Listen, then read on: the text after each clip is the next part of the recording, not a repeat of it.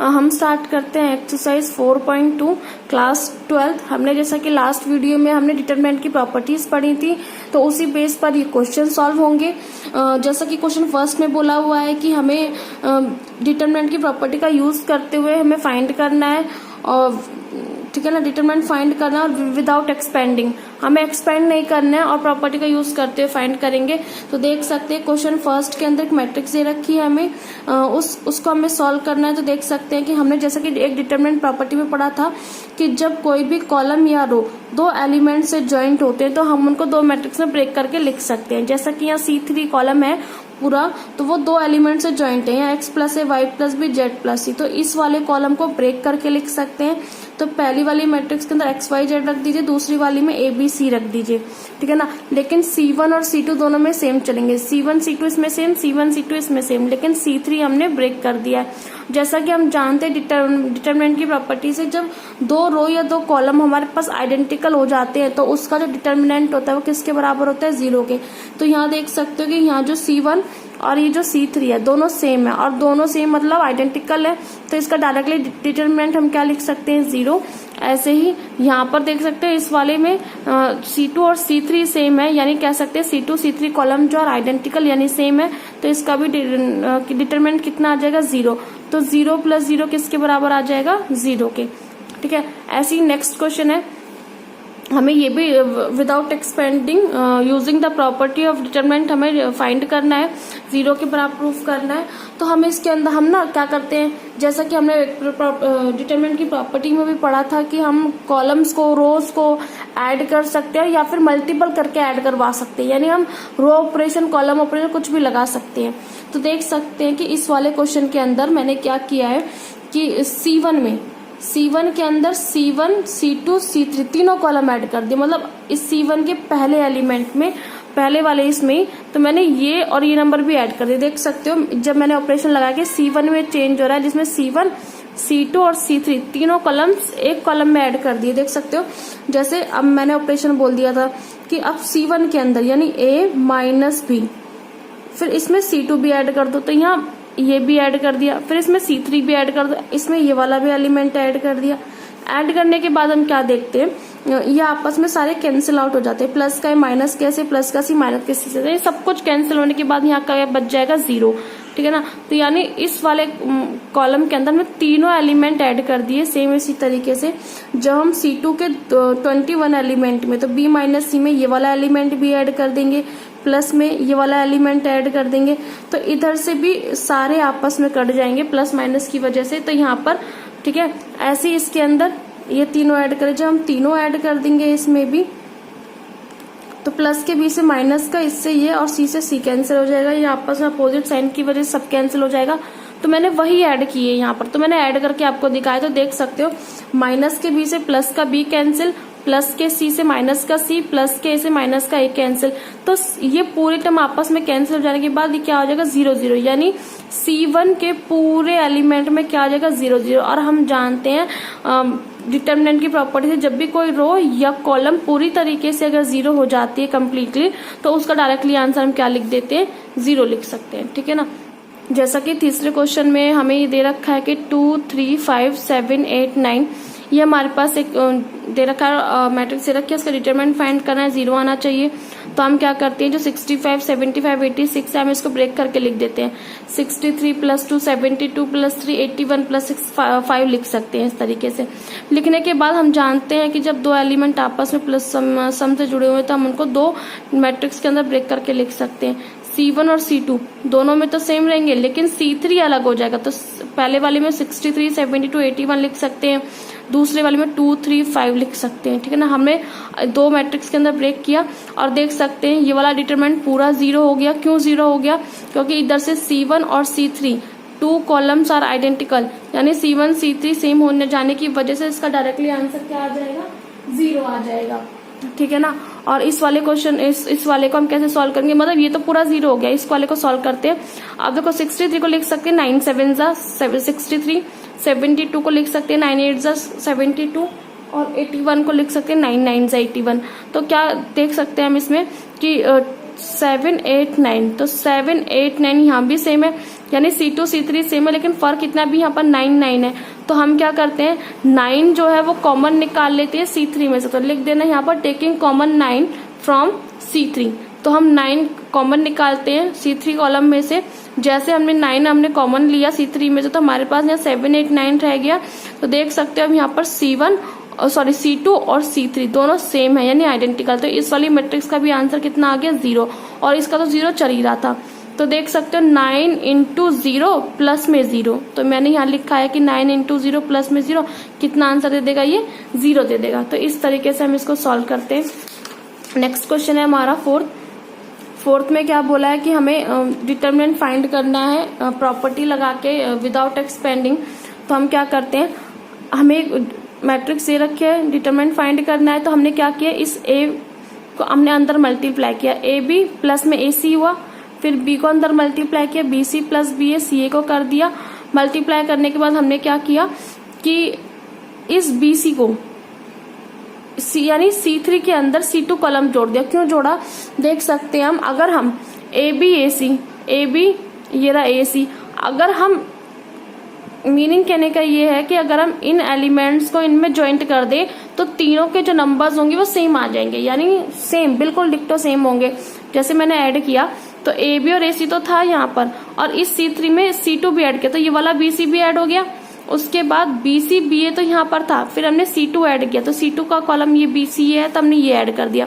फिर तीसरे वाले में CA प्लस CB ये रहा, और इसमें C3 ऐड कर दी तो AB यानी ये रहा। तो इसका मीनिंग क्या है, अब आप देख सकते हो जैसे मैंने ऐड किया तो मेरे पास ये तीनों नंबर्स आपस में सेम है। तो AB AB BC BC CA CA तो तीनों में सेम आ रहे हैं। तो आप एडिशन करेंगे तो तीनों का नंबर सेम आएगा, नहीं सेम ही है, ये तीनों नंबर सेम है एलिमेंट। तो जब तीनों एलिमेंट हमारे सेम है तो हम कॉमन ले सकते हैं। तो हम लिखते हैं taking common AB BC CA from C3। तो हमने C3 में तो जब इस पूरे को कॉमन निकाला तो अंदर क्या रह गया 1 1 1, और C1 और C3 यानी सेम आ जाते हैं। जब दो कॉलम्स आर आइडेंटिकल होते हैं तो उसका डिटरमिनेंट किसके बराबर आता है, 0 के बराबर आता है। ठीक है ना, क्लियर यहाँ तक। नेक्स्ट हमारे पास क्वेश्चन है, गिवन है, हमें प्रूव करके दिखाना है यहाँ पर। तो हमने डिटरमिनेंट ये हमने मैट्रिक्स ली, डिटरमिनेंट फाइंड करना है, मैट्रिक्स ली हमने। तो हमने क्या किया, अब देख सकते हैं कि अब ये सारी की सारी मैट्रिक्स दो एलिमेंट के उससे ज्वाइंट है। तो हम सभी मैट्रिक्स को नहीं ब्रेक करेंगे, हम किसी एक रो को ब्रेक कर देते हैं। तो हमने क्या किया, जो तीसरी वाली रो है पूरी, उस तीसरी वाली रो को ब्रेक किया। R1 R2 तो हमारे सेम चलेंगे दोनों मैट्रिक्स में, लेकिन R3 ब्रेक हो जाए। कैसे, R3 में A यहाँ पर, इसका P यहाँ और X यहाँ, सेम B Q Y इस वाली मैट्रिक्स, मतलब हमने इस मैट्रिक्स को दो मैट्रिक्स में ब्रेक करके लिख दिया, जैसा कि हम प्रॉपर्टी से जानते हैं। तो पहली वाली मैट्रिक्स को नाम दिया del1 और दूसरी वाली मैट्रिक्स को नाम दिया del2। ठीक है ना, अब हम इसको अलग अलग सॉल्व करते हैं। del1 को अलग सॉल्व करते हैं, फिर del2 को अलग सॉल्व करेंगे। जब हम del1 को सॉल्व करते हैं तो del1 हमारे पास ये मैट्रिक्स है, तो इस मैट्रिक्स को लिखा यहाँ पर। अब क्या करना है हमें, प्रूफ तो हमें यहाँ तक समझ आ गया होगा आपको, लेकिन अब ये देखते हैं कि हमें प्रूफ क्या करना है। हमें प्रूफ करना है APX BQY CR, मतलब सिंपल, कोई भी नंबर आपस में ज्वाइंट नहीं है, अलग अलग है। तो यानी ये है कि मुझे यहाँ से कुछ ना कुछ घटाना पड़ेगा, तभी आपस में अलग हो सकते हैं। तो क्या करें, देख सकते हो यहाँ प्लस का है, अगर ये A माइनस का यहाँ पहुंचा दूं, माइनस का बना के, तो इससे ये कैंसिल होने के बाद यहाँ C बचेगा, है ना, C बचेगा, ये अकेला हो जाएगा। फिर जब ये अकेला हो जाएगा C, तो यहाँ C अकेला किसका बचा, प्लस का। अगर इस प्लस के C को माइनस का बना के यहाँ पहुंचा दिया जाए तो ये कैंसिल होकर क्या बचेगा B। तो मतलब यहाँ B C A अलग अलग हो जाएंगे सेम, यहाँ प्लस का P है। अगर मैं इसको यहाँ पहुंचाऊं माइनस का तो कैंसिल होके R देगा, और प्लस का R यहाँ आ जाए तो कैंसिल होके क्या दे देगा, माइनस R दे देगा। सेम इसी तरीके से ये प्लस का X है, इधर आ जाएगा तो माइनस का आ जाएगा, और Z बचेगा, प्लस का Z इधर जाके माइनस बनेगा तो कैंसिल होके Y दे देगा। सेम इसी तरीके से हमने ऑपरेशन लगाया R2 माइनस R3, जो हमने अभी चीज हमने यहाँ समझी है उसको सेम ऑपरेशन में लिखा है। क्या किया है कि हम R2 में चेंज करते हैं, मतलब R2 को हमें एक सिंगल एलिमेंट बनाना है, तो R2 में चेंज होगा। अगर R2 में चेंज है तो R2 में चेंज हो रहा है, फिर R2 का एलिमेंट पहले और पीछे किसका रखा गया, R3 का। तो देख सकते हैं R2 का एलिमेंट पहले है तो क्या आ जाएगा, R2 का C प्लस है, माइनस R3 का एलिमेंट A, तो कैंसिल होके कितना आ गया, C आ गया। सेम R2 का एलिमेंट कितना है यहाँ पर R प्लस पी, और R3 का एलिमेंट कितना है P। तो यहाँ से ये कैंसिल होके कितना दे देगा P दे देगा, सॉरी R दे देगा। सेम यहाँ पर कैंसिल हो जाएगा तो ये दे देगा। तो मैंने यहाँ करके दिखाया आपको। अब देख सकते हो प्लस के से माइनस का ही कैंसिल, C बचा, प्लस के P से माइनस का P कैंसिल, इससे ये कैंसिल हो जाएगा तो Z बचा। अब सेम अगेन ऑपरेशन लगेगा, क्यों? क्योंकि अब मुझे यहाँ से ये वाला C हटाना है। तो प्लस के C, प्लस का C कब हटता है? माइनस के से अपोजिट साइन से हटेगा तो तभी तो कैंसिल होगा। तो इसलिए यहाँ प्लस का, तो इसे माइनस में ले जाना होगा। तो हम कह सकते हैं इसमें चेंज होगा R1 में। तो इन्हें R1 का एलिमेंट पहले रहेगा और C को किसका बनाना है? माइनस का। तो क्या हो जाएगा R2। तो इस तरीके से R1 माइनस R2 करोगे तो ये वाली मैट्रिक्स आपके पास आ जाएगी और कैंसिल हो जाएगा ये, ठीक है ना। कैंसिल होने के बाद आपके पास सिंपल टर्म बचेगी BCA QRP YZX।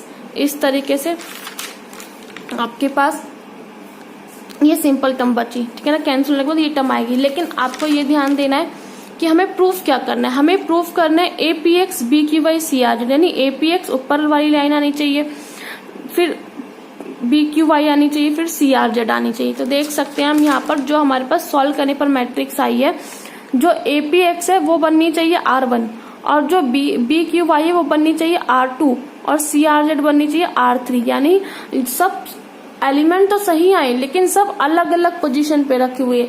यानी R1 को तो आना चाहिए, जो इस टाइम R3 बनी हुई है वो बननी चाहिए R1, और जो इस टाइम R2 बनी है वो बननी चाहिए R3, और जो इस टाइम R1 है वो बननी चाहिए R2। मतलब ये होना चाहिए, ठीक है ना। तो इसलिए हम इसको इंटरचेंज करते हैं। इंटरचेंज करने पर क्या होता है, देखो इंटरचेंज तो आपको पता है कैसे करते हैं, लेकिन इंटरचेंज करने पर यहाँ पर एक फर्क पड़ता है।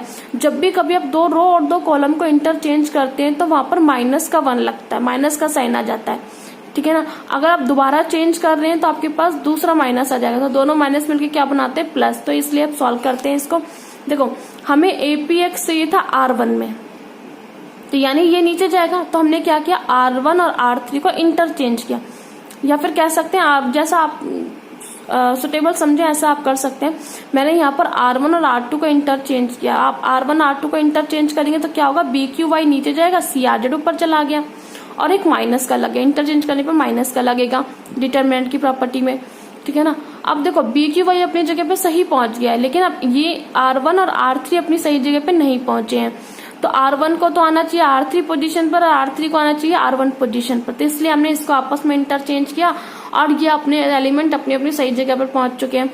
और यहाँ पर 2 बार, यानी 1 और 2 बार इंटरचेंज हुआ है, इसलिए 2 बार माइनस का 1 लगा है, और 2 बार माइनस का 1 क्या दे देगा, पॉजिटिव 1 दे देगा। इसलिए del1 की मैट्रिक्स को सॉल्व करके आ गई। यानी हम कह सकते हैं जो हमने ये सॉल्व किया है, del1 की वैल्यू तो आ गई। अब सॉल्व करते हैं del2। अभी del2 की मैट्रिक्स को लिखते हैं वहां पर, यहाँ del2 की मैट्रिक्स लिखी। सेम उसी तरीके से अगर मुझे वही सिंगल एलिमेंट चाहिए तो मुझे हटाने पड़ेंगे यहाँ से एक, यहाँ ऑलरेडी यहाँ से तो हटा हुआ है एक, ये इन दोनों R1 R2 से हटाने होंगे। तो कैसे हटेंगे, प्लस का भी, और यहाँ क्या है प्लस का भी। तो क्या करें, अगर इस प्लस बी को अगर मैं यहाँ माइनस बना के पहुंचाऊं तो इससे ये कैंसिल हो जाएगा, तो अकेला C बचेगा। अब यहाँ पर अकेला C बचा, तो इस C को यहाँ माइनस का बना दो, तो यहाँ से अकेला A बचा। ऐसे यहाँ पर Q है, इस Q और यहाँ भी Q है। अगर इन Q को आपस में काट दें तो आपस में अकेला R बचेगा, और फिर यहाँ जो अकेला R बचा उस R से ये R काट दें तो अकेला P बचेगा। सेम इसी तरीके से सोच रहे हैं। तो ये हम किसी ऑपरेशन के जरिए काम कर सकते हैं। तो हमने यहाँ क्या किया, R1 माइनस R3 किया है, ठीक है ना। R1 माइनस R3, जैसे आप R1 माइनस R3 करेंगे तो R1 ये रहा, R3 ये रहा। तो अब ये R1 एलिमेंट पहले रखा जाए, जो आपको यहाँ पर लिखा है वही यहाँ वही रो यहाँ पर लिखो, चाहे रो हो चाहे कॉलम हो। अगर आप यहाँ पर C1 C2 C3 R1 R2 R3 लिख रहे हैं तो उसी में चेंज करेंगे और वही उसी के एलिमेंट पहले आएंगे।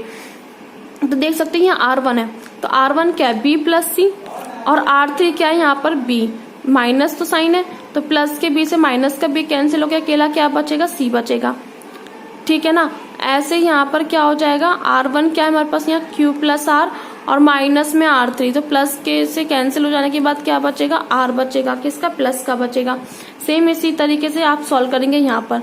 अब देख सकते हो कि जो हम ये चीज तो यहाँ पर कैंसिल हो गई, प्लस के B से माइनस का, Q से ये कैंसिल हो गया, इससे ये कैंसिल हो गया। तो R1 में तो हमारे पास सिंगल एलिमेंट आ गया, लेकिन R2 में नहीं आए, तो हमें वापस से ऑपरेशन लगा के चेंज करने पड़ेंगे। तो ऑपरेशन जो लगा है यहाँ पर R2 माइनस R1, तो यानी अब ये जो प्लस का सी इधर आके माइनस हो जाएगा तो कैंसिल हो जाएगा। तो मीनिंग क्या हुआ कि R2 के एलिमेंट पहले रखे जा रहे हैं और माइनस कर रहे हैं किसके, R1 के एलिमेंट को, और जो पहले उसी में चेंज होगा। तो पहले कौन है, R2, तो R2 में चेंज होगा। तो देख सकते हैं हमारा ऑपरेशन बना। तो इसी तरीके से हमने इसको कट किया, सिंपल आ गया। इनकी पोजीशन फिर हिली हुई है, यानी AP वाली लाइन ऊपर आनी चाहिए, B वाली सेकंड में आनी चाहिए। तो हमने इनको इंटरचेंज किया और 2 बार इंटरचेंज है, तो इसलिए 2 -1 आए हैं। तो इंटरचेंज करने के बाद हमारे पास ये अपनी सही जगह की पोजीशन पे आ गई। तो डेल 2 की वैल्यू ये आ गई। हमें पता है जो डेल था वहां पर डेल 1 प्लस में डेल 2 था, तो डेल 1 की वैल्यू ये रही प्लस में डेल 2 की वैल्यू रही। और देख सकते हैं दोनों मैट्रिक्स सेम है। जब दोनों मैट्रिक्स सेम है तो हमें 2 टाइम लिख सकते हैं इसको, ठीक है ना। और हमें यही प्रूफ करना था वहां पर। नेक्स्ट क्वेश्चन है हमारा 6। इसकी भी डिटरमिनेंट हमें प्रॉपर्टी से यूज करते हुए, डिटरमिनेंट की प्रॉपर्टी से इसका आंसर 0 आना चाहिए, ये प्रूफ करना है। तो क्या करते हैं, देखो जब इसका आंसर 0 आना चाहिए, 0 तो एक चीज हो सकती है, या तो पूरा कॉलम 0 हो जाए या पूरी रो 0 हो जाए। तो इस तरीके से हम इसको 0 कर सकते हैं, ठीक है ना। तो इसका मीनिंग क्या है, या फिर पूरी चीज कट जाए आपस में, ये 2-3 तरीके ही हो सकते हैं हमारे पास। तो हम क्या करें, हम क्या कर सकते हैं, अगर मुझे 0 बनाना है तो देखो, अगर मैं इसको C से मल्टीप्लाई कराऊं और इसको B से कराऊं, ठीक है ना, ध्यान देना क्या कहना चाहते हैं कि अगर मैं इस -B को C से मल्टीप्लाई कराऊं और इस वाले C को मैं B से मल्टीप्लाई कराऊं और इसको भी मैं माइनस से मल्टीप्लाई कराऊं, तो क्या बन जाएगा, प्लस का BC। अब इस प्लस के BC को अगर मैं इस वाले में ऐड कर दूं तो कैंसिल होके क्या आ जाएगा, 0 आ जाएगा, है ना। कैंसिल होके 0 आ जाएगा। मीनिंग समझ रहे हो। तो मेरा मीनिंग क्या है कहने का कि R1 में C से करा दो और R2 में B से करा दो। माइनस से भी कराने, लेकिन उसे बाद में करा देंगे। तो B से, इसको B से, इसको C से, तो एक कुछ ना कुछ कैंसिल होगा। देखो अगर मैं R1 में C से मल्टीप्लाई कराती हूँ, अगर मैं मल्टीप्लाई करा रही हूँ तो पक्का डिवाइड भी कराऊंगी, ठीक है ना। तो मैंने क्या किया, मैं इसको अपनी तरफ से अलग से C से मल्टीप्लाई कराती हूँ। तो मैंने यहाँ लिखा कि R1 को हम अपनी तरफ से C से मल्टीप्लाई करा रहे हैं।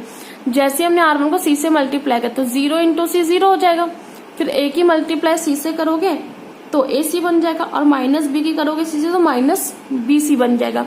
सेम इसी तरीके से अब देखो, जब हमने इसको C से मल्टीप्लाई कराया अलग से, तो हम इसको डिवाइड भी कराएंगे, इसलिए हमने इसको 1/C लिख दिया, और बाकी जो R2 R3 वो सेम रहे, ठीक है। मैंने क्या बोला था कि इसको B से और -B से मल्टीप्लाई करा दीजिए, किससे, -B से मल्टीप्लाई करा दीजिए और उसमें से घटा दीजिए। तो हमने इस ऑपरेशन को लगाया, R1 -B टाइम R2, तो क्या होगा यहाँ पर, अब हमने R1 हमारे पास क्या है यहाँ पर 0 माइनस में B टाइम, और R2 क्या हमारे पास -A, तो ये क्या बनेगा 0 माइनस प्लस पॉजिटिव B है। तो देख सकते हैं पॉजिटिव B आ जाएगा। फिर यहाँ पर देखते हैं AC माइनस में B टाइम R2, और R2 क्या 0, तो B × 0 0 रह जाएगा। तो अकेला क्या बचा AC, यानी AC ये रहा। Same R1 -B time R2, R1 क्या है -BC, फिर -B और R2 की वैल्यू क्या है -C। तो देख सकते हैं -B और प्लस में BC कैंसिल होकर क्या आ जाएगा, 0 आ जाएगा। मीनिंग ये है कि हमने ये क्यों करा रहे हैं, आपको कैसे पता चला, हम कैसे सोचेंगे कि हम ऐसे क्यों करा रहे हैं इसको। जैसे हमने ये ऑपरेशन लगाया, ऑपरेशन लगाने के बाद हमारे पास R1 अलग ही, R1 के जो एलिमेंट है वो चेंज हो गए। चेंज हो जाने के बाद हम देख सकते हैं इसमें भी A है, इसमें भी A है, और 0 के पास अगर हम A अपनी तरफ से मल्टीप्लाई कर दें तो कोई फर्क नहीं पड़ेगा, क्योंकि 0 × समथिंग नंबर कुछ भी 0 होता है हमारे पास। तो हम कह सकते हैं कि अगर हम R1 में से A कॉमन भी ले लेते हैं, तो R1 में से जब A कॉमन ले लेते हैं, BC 0 बचेगा, बाकी के R2 और R3 हमारे सेम रहेंगे। तो देखो हमने ये सब क्यों किया, ये सब हमने इसलिए किया कि R1 और R3 हमारे पास सेम आ गए, यानी हम कह सकते हैं कि R1 और R3 जो रो है वो आइडेंटिकल है।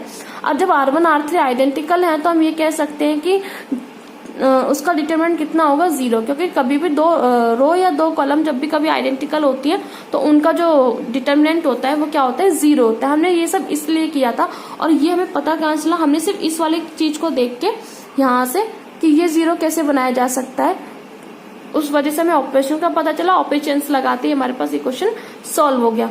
जो हमारे पास नेक्स्ट क्वेश्चन है, नेक्स्ट हमारे पास डिटरमिनेंट दे रखा है, हमें ये प्रूफ करके दिखाना है कि इसका answer 4 time a square b square c square आना चाहिए। तो हमने इसको डिटरमिनेंट के इक्वल लेट किया, ठीक है। यहाँ तक इस चीज को हम लेट करते हैं, ये डेल के बराबर है। फिर हमने क्या किया, देख सकते हैं R1 में से तो a कॉमन आ रहा है, R2 में से b कॉमन और R3 में से c कॉमन आ रहा है। तो इसलिए हमने क्या लिखा है, taking common out factor ABC from R1 R2 and R3। हमने इसलिए R1 R2 R3 में से ABC कॉमन लिया। जैसे हम ABC कॉमन लेते तो हमारे पास ये मैट्रिक्स आ जाएगी।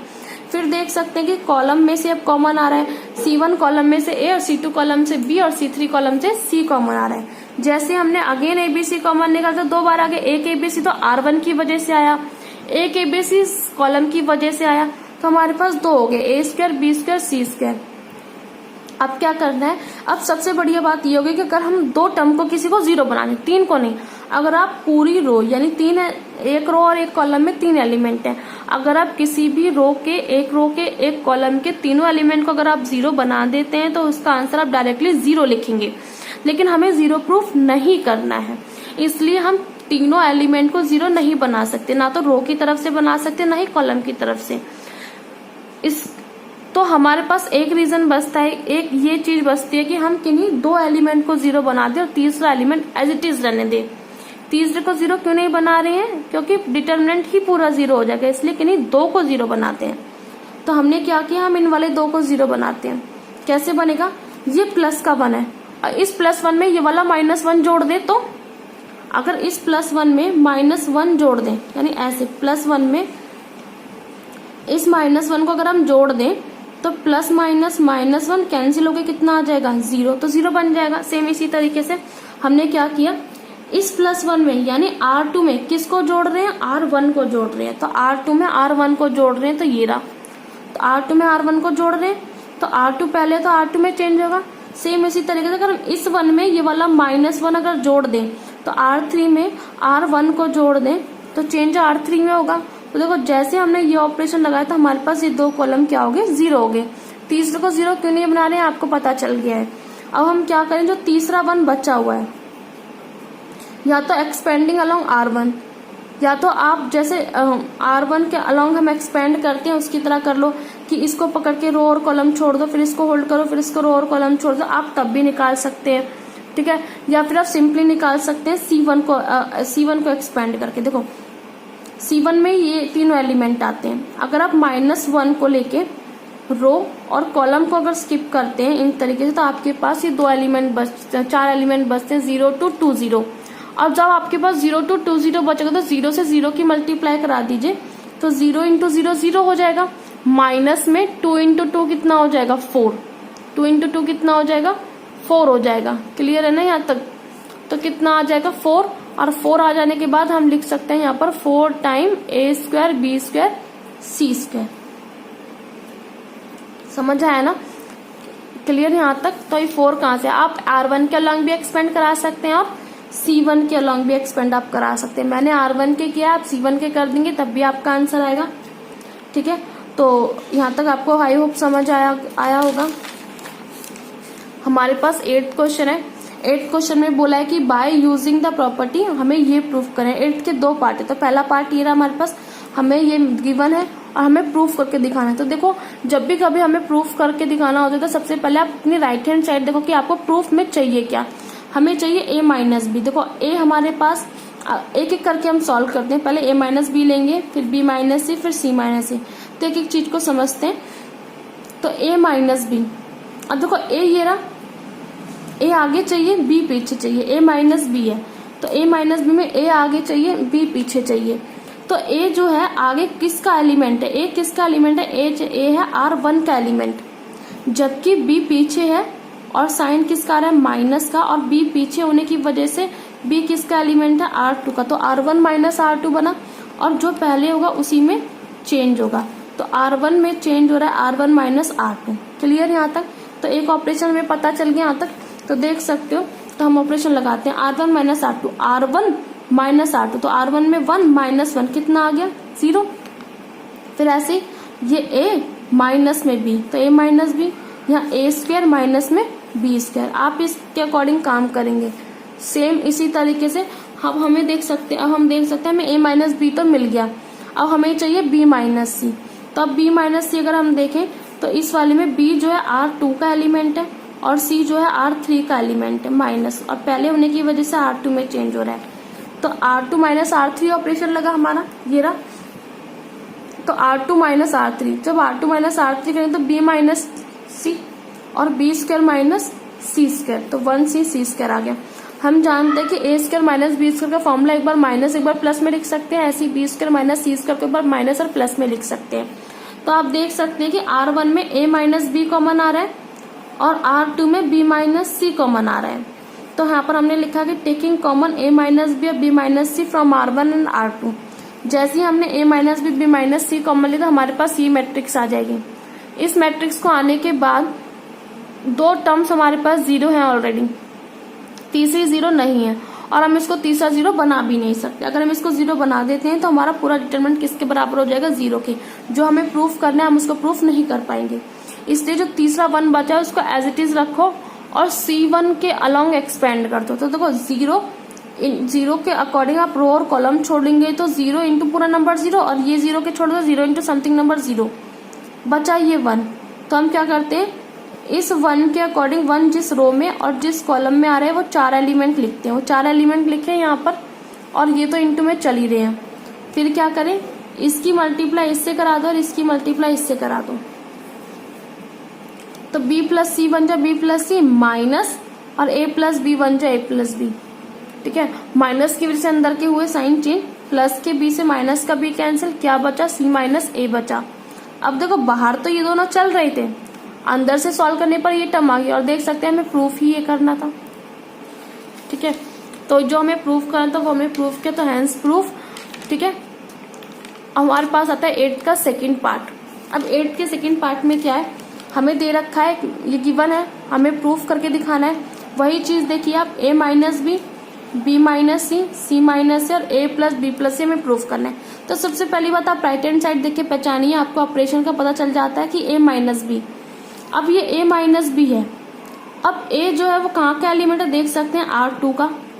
b जो है कहाँ का, सॉरी b जो है उसका है, b भी सेम का ही है, तो इसका मतलब कॉलम ऑपरेशन लगेंगे।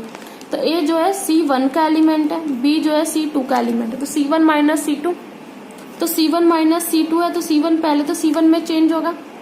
ऐसे b माइनस C, b कहाँ का एलिमेंट है, C2 का, और C किसका एलिमेंट है, C3 का, तो किस में चेंज, C2 में। तो हमारे पास ये दो ऑपरेशन मिले, हम इन ऑपरेशंस को लगाते हैं। C1 पहले इस ऑपरेशन को अप्लाई करते हैं, C1 माइनस C2, C1 ये रहा, C2 ये रहा, तो 1 माइनस 1 0, ये हो जाएगा 0 ये रहा, और a माइनस बी। ठीक है, और a cube minus B cube same. जब ये सेकंड वाला ऑपरेशन लगाओगे 1 minus 1 0, b minus C, B cube minus C cube, और तीसरी टर्म ये रही। अब यहाँ पर देख सकते हैं कि 1 माइनस 1 0, यहाँ से 1 माइनस 1 0 और बाकी सेम टर्म हमारे एज इट इज लिखी हुई हैं। यहाँ फॉर्मूला लगता है a cube minus B cube का, यहाँ भी वही फॉर्मूला लगेगा। जैसे हमने यहाँ पर फॉर्मूले खोले a cube minus B cube का, a minus B a square B square A B, same b cube minus C cube का फॉर्मूला खोला, b minus C B square C square और बी सी क्यूब तो as it is है। अब देखो R1 के अंदर 3 एलिमेंट है, 3 एलिमेंट में से 2 एलिमेंट तो 0 है, जो तीसरा बचा वो 1 है। इसको 0 हम कर नहीं सकते, अगर हमने इसको 0 किया तो तीनों एलिमेंट 0 हो जाने की वजह से हमारा आंसर 0, जो हमें प्रूफ करना था हम वो प्रूफ नहीं कर सकते। ठीक है, तो अब देखना क्या होगा यहाँ पर, तो इसको तो 0 करेंगे नहीं, तो ये टर्म तो एज इट इज है। इसका मीनिंग ये है, आपको जहां से भी इजी लगे ना आप वहां से एक्सपेंड कर सकते हैं, जहां से भी आपको सही लगे। तो मुझे तो यहाँ से R1 से इजी लगा, क्योंकि 2 टर्म 0 है तो उनका आंसर भी 0 ही होना है। तो सबसे बढ़िया बात है कि हम इसी को अकेले को एक्सपेंड कर लेते हैं। और ये भी देख सकते हैं कि पूरे C1 में a माइनस बी कॉमन आ रहा है, पूरे C2 में b माइनस सी कॉमन आ रहा है। तो यहाँ लिख सकते हैं हम taking common a minus B from C1 and taking common b minus C from C2। जैसे ही हमने कॉमन लिया हमारे पास अंदर ये एलिमेंट बचे हैं। ठीक है, अब देखो ये इनके अकॉर्डिंग पे हम काम नहीं करें क्योंकि डायरेक्टली आंसर 0 है। हम इस 1 के अकॉर्डिंग 1 जिस रो और जिस कॉलम में आ रहा है उन 4 एलिमेंट को लेते हैं। उन 4 एलिमेंट को लिया, 4 एलिमेंट को लेने के बाद इसकी मल्टीप्लाई इससे कर दी और इसकी मल्टीप्लाई इससे कर दी। ये बाहर वाली टर्म एज इट इज चल दी है यहाँ पर, इनमें अब कोई चेंज नहीं है। अब इसकी मल्टीप्लाई इससे कर दो as it is, minus A square B square A B की मल्टीप्लाई यहाँ कर दो ये। अब इस वाले माइनस के हो जाने की वजह से अंदर के सारे साइन चेंज होंगे, जो कटता है वो काट दो। उसके बाद आपके पास ये 4 टर्म बची, C square B C minus A B और ए स्क्वायर बचा, ये टर्म बची। अब क्या हुआ कि इस सी स्क्वायर और इस ए स्क्वायर को एक साथ लिखो और B C minus A B को एक साथ लिखा। क्यों लिख रहे हैं देख सकते हो, यहाँ तो फॉर्मूला बन रहा है ए प्लस बी ए माइनस बी वाला, तो एक बार इसको प्लस में एक बार इसको माइनस में लिख सकते हैं। यहाँ से बी कॉमन ले सकते हैं तो अंदर बचेगा सी माइनस है। अब सी माइनस से पूरे में से कॉमन आ रहा है, तो हमने सी माइनस से पूरे में से कॉमन निकाला तो अंदर यहाँ बच गया सी प्लस ए और बी, यानी एक तो ये टर्म बची और एक ये टर्म बची। ठीक है, और यहाँ लिख सकते हैं ए प्लस बी प्लस सी। तो देख सकते हैं हमें यही प्रूफ करना था इसमें, तो जो हमारा प्रूफ हो जाएगा यहाँ तक। ठीक है, बाकी के क्वेश्चन नेक्स्ट वीडियो में करेंगे। आई होप आपको समझ आया होगा।